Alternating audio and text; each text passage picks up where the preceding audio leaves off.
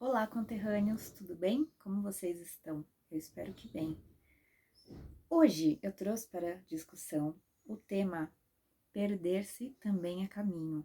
Esta é uma frase da Clarice Lispector, aquela que esteve presente no primeiro vídeo que eu fiz, que é uma autora que, como eu disse, eu gosto muito. E para fazer essa reflexão, eu trouxe o filme O Fabuloso Destino de Amélie Poulain, que é um filme que fala sobre uma jornada de autoconhecimento da Amélie Poulain.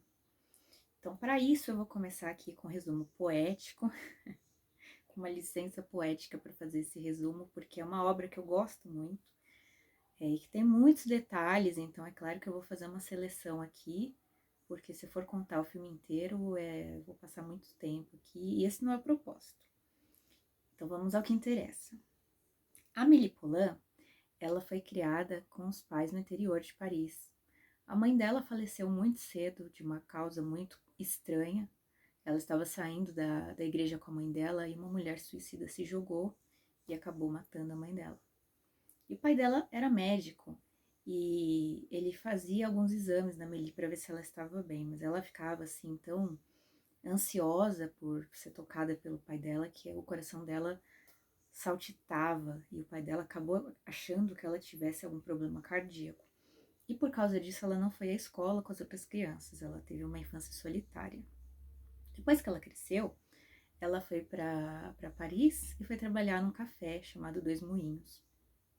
Nesse café tinha a vida dela tranquila, né? Tinha os outros colegas, mas ela não tinha muita aproximação e ela morava com o gato dela.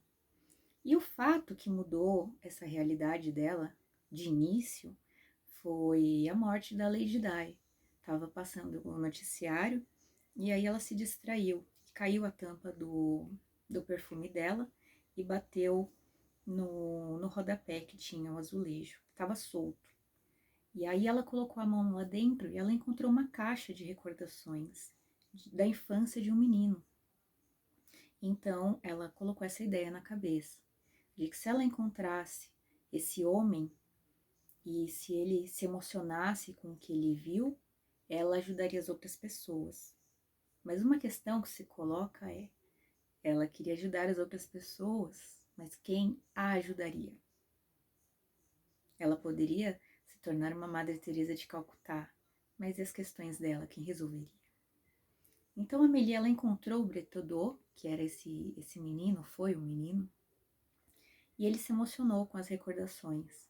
E então a Amélie passou a ajudar as outras pessoas, passou a ajudar a síndica do prédio, cujo marido tinha fugido com outra pessoa, e ela quis inventar uma carta para essa mulher, uma carta que estava perdida, onde o marido dizia que a amava para consolar ela, porque ela não tinha superado essa perda. Ajudou o seu vizinho, que tinha ossos de vidro e mal podia sair de casa. Ela gravava vários vídeos com cenas interessantes e mandava para ele. Ajudou também o Lucian, porque ele trabalhava na quitanda e o patrão dele era muito rude com ele, então a Amélie aprontou algumas coisas. E eis que surge para Amélie uma pessoa. Quando ela está na estação de trem, ela está passando, ela vê um homem que está abaixado ali numa máquina fotográfica, que hoje é um pouco incomum, que está procurando alguma coisa, e ela passa. E acontece de novo, uma outra vez ela está na estação, e aí ela vê de novo esse homem, aí ela vai em direção a ele, ele também estava próximo de uma máquina fotográfica, né, uma cabine de máquina fotográfica, e aí ele sai correndo, ela sai correndo atrás dele, ela não entende o que está acontecendo. Aí eles saem da estação, esse homem tá correndo atrás de outra pessoa, e aí ele sobe na mobilete dele, e aí cai um alforge, e aí a Amélie pega esse alforge. E dentro dele tem um álbum com fotos 3x4 das pessoas que jogavam, né? Sabe quando você tira uma foto e fica ruim? Hoje em dia as pessoas não sabem muito o que é isso. Mas às vezes você revelava uma foto e ficava ruim, então você picotava e jogava no lixo. E esse homem, ele fazia coleções de fotos. Mas tinha uma figura que se repetia, e era sempre um homem de cara séria. E a Amélie ficou se perguntando por que esse homem tiraria fotos em vários lugares, várias datas diferentes, sempre com a mesma expressão séria. Se ele de repente estava ali tentando manter a sua juventude ou algo do tipo. E eis que assim começa essa relação estranha entre a Amélie e esse homem que se chama Nino. E a gente percebe que na realidade eles tiveram infâncias parecidas, mais ou menos. Porque enquanto a Amélie não tinha contato com ninguém, com nenhuma outra criança, o Nino, na verdade, era a criança que era zoada por todos os outros, né? E eles sonhavam em ter amigos. Um sonhava com o outro desde criança. E eis que essa situação ela vai se complexificando. Porque a Amélie, ela pretende devolver a mala para o Nino, e o Nino, ele quer pegar a mala. E vai surgindo uma relação. Só que a Amélie, ela tem medo. Ela tem medo de dar prosseguimento a isso. Porque se ele conhecê-la e não gostar dela, ou se gostar, então ela tem medo do que pode acontecer, porque é uma coisa nova para ela e para o Nino também. Então, a história vai se desenvolvendo nesse sentido, né? Da Amélie querer ajudar os outros, mas ter dificuldade de seguir em frente. E tem algo muito interessante que esse amigo dela, que tem uns ossos de vidro, ele pinta há 20 anos o mesmo quadro do Renoir, que é um passeio que tem num barco, e aí tem, ao centro, tem uma mulher que segura um copo com um olhar meio distante, e ele diz que essa mulher, ele não conseguiu entender até hoje que olhar é esse, o que ela busca, o que ela procura, e na verdade ali tem uma relação com a Amélie, né? Desse olhar perdido, dessa busca, e aí a Amélie fica tentando dar uns pitacos do que seria isso. Bom, ao final, a Amélie, ela percebe que ela teria que seguir em frente, porque só ela poderia tomar espaço, né?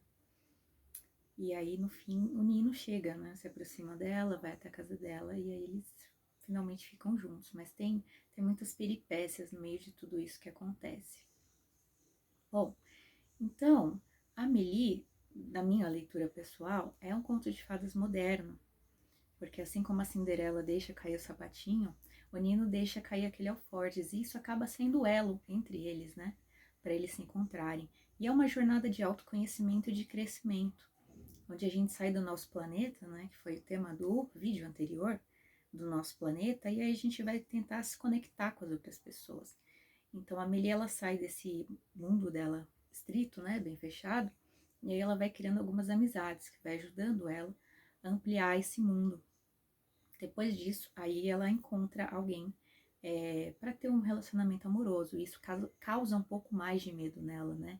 Porque a princípio a gente tem medo de perder, mas às vezes a gente tem medo de perder algo que a gente já nem tem.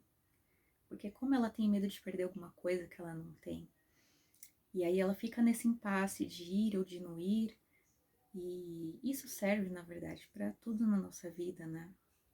Se a gente pensar que a vida é cíclica e a gente está sempre aprendendo lições, a gente aprende uma lição, começa uma outra lição. E a vida é isso, né? É basicamente uma espiral. A gente aprende uma coisa e começa de novo, começa de novo.